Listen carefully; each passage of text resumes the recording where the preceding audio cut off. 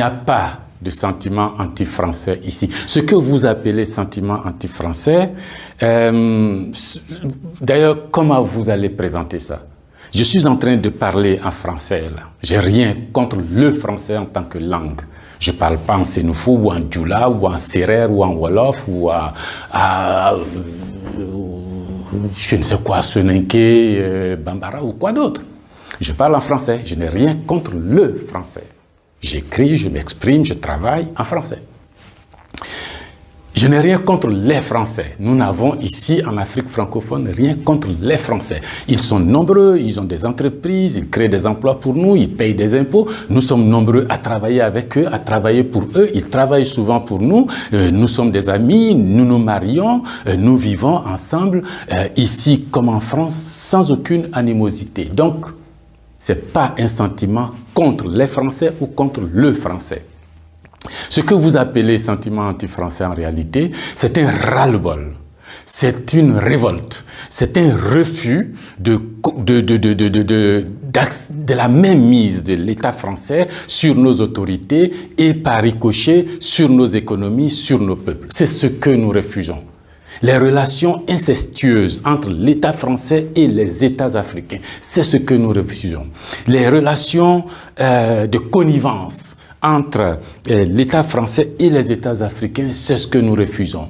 Parce que simplement ces relations étouffent la démocratie, ces relations étouffent le respect des droits de l'homme, ces relations étouffent la possibilité que nous devons avoir de demander des comptes à nos dirigeants. Ces relations étouffent l'expression plurielle chez nous. Il n'y a que ce que le président dit parce qu'il est d'accord avec Paris, donc c'est ce que lui dit qui est bon. Monsieur le président, c'est ce qui nous révolte. On a le sentiment que vous êtes complice de nos chefs d'État pour nous brimer. On a le sentiment que les droits de l'homme que vous faites respecter en France, les libertés individuelles que vous faites respecter en France, la déclaration universelle des droits en France, déclaré là-bas par vos ancêtres, Monsieur le Président, on a l'impression que vous considérez que nous, en Afrique, on n'a pas droit à cela. Nous, en Afrique, on n'est pas digne de cela. Nous, en Afrique, on n'est pas suffisamment humain pour avoir les droits humains. C'est ce qui révolte cette jeunesse-là. La conséquence, vous voyez chaque jour de nombreux jeunes essayant d'aller là où les droits sont respectés, là où les libertés sont respectées, là où on a le sentiment qu'ils sont des hommes. C'est ce qu'il faut changer, Monsieur le Président. C'est ce qu'il faut changer.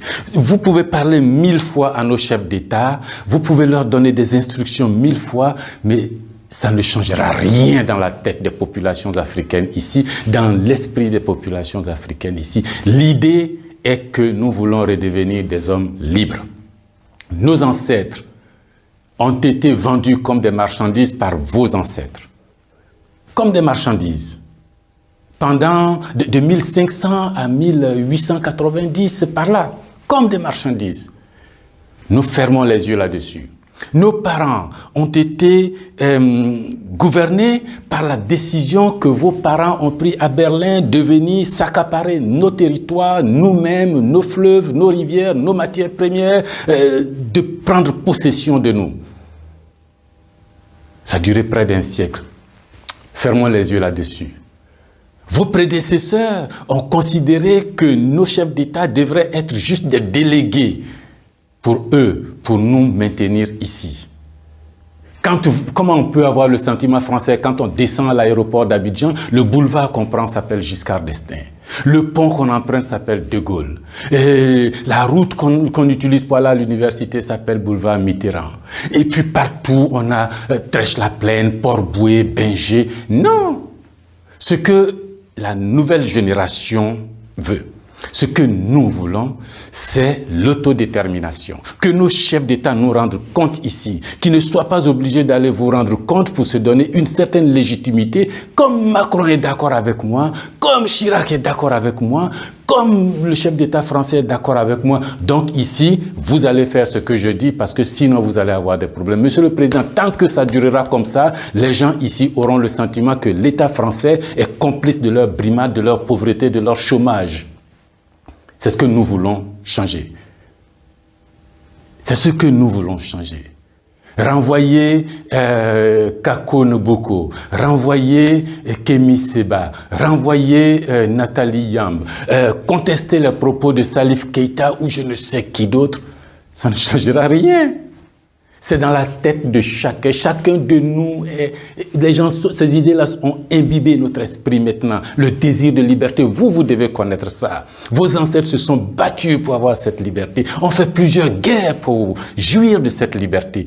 Ce que nous voulons, c'est ça. Liberté de commerce, liberté de nous organiser, nous autodéterminer, faire ce qui est bon pour nous sans nuire à vos intérêts. Mais ça ne vous dit pas de venir nous imposer vos intérêts.